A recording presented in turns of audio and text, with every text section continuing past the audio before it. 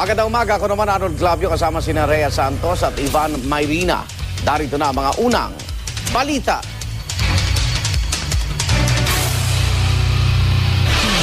Hinihintay pa ang resulta ng pagsuri sa labi ng batang lalaki na tagpo ang pugot at wala namang lamang loob na dyan sa Pililla, Rizal.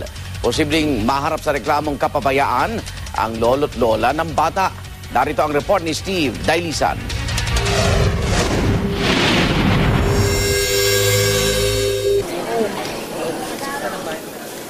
Sa skull o bunguraw ng 4 na taong gulang na si Mark Escarmosa, nakasentro ang ginagawang post-mortem examination ng PNP Crime Lab. Nais daw nilang malaman kung may fracture o basag ito. Susuriin din kung may bakas nga ng hayop ang kinuhang tissue sample ng bata.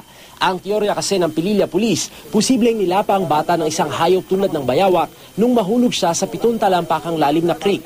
Pero hanggang sa maihatid sa huling hantungan ng bata kahapon, di pa rin maalis sa hinala ng kanyang mga kaanak na pinaslang ito. Ang gusto lang naman namin, lumabas yung totoo. Kung namatay ba, nahulog ba, mabigyan ng kung anong totoo. Para naman mawala yung hinala ng bawat isa sa amin.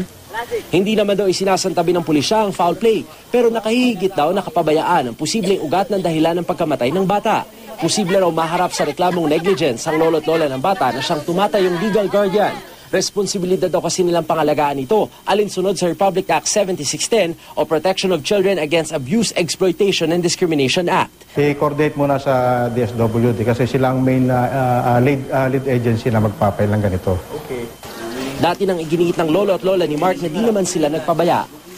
Para sa unang balita, Steve Dailisan reporting.